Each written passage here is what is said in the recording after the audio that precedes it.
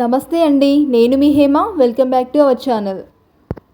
Breakfast and lunch బాక్స్లోకి quick and ఈజీగా తయారు చేసుకునే లెమన్ సేవాయిని ఈరోజు వీడియోలో నేను మీకు షేర్ చేయబోతున్నాను.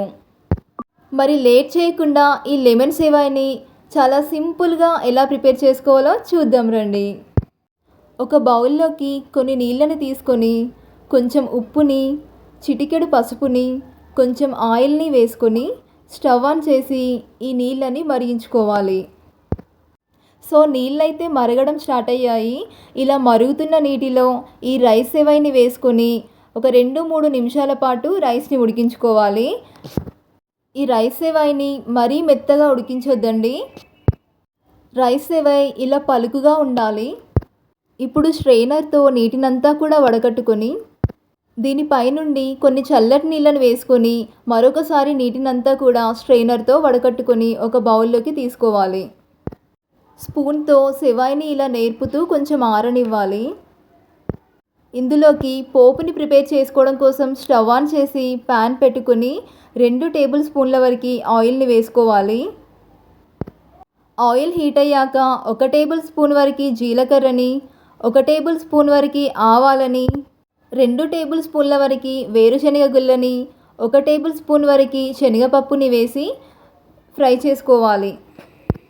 ఇవి ఫ్రై అయ్యాక 4-5 పచ్చిమిర్చీలను, కట్ చేసుకున్న 1 మీడియం సైజ్ ఉల్లిపాయ ముక్కల్ని, 2-3 వెల్లుల్లి రెబ్బల్ని వేసి ఫ్రై చేసుకోవాలి. ఇవి ఫ్రై అయ్యాక కొన్ని కరివేపాకుల్ని, 4-5 ఎండుమిర్చీలని,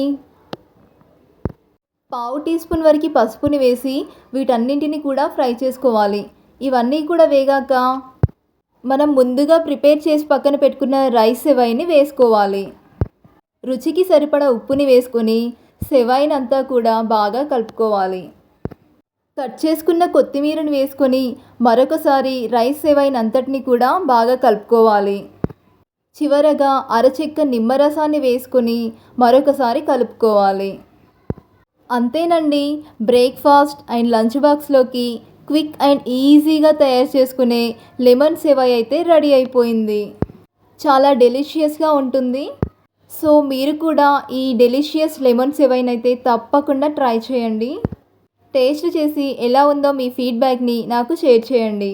అండ్ ఇలాంటి మరిన్ని టేస్టీ రెసిపీస్ కోసం అయితే ప్లీజ్ నా ఛానల్ని సబ్స్క్రైబ్ చేయండి, లైక్ చేయండి, మీ ఫ్రెండ్స్ అందరికీ కూడా షేర్ చేయండి. Thanks for watching.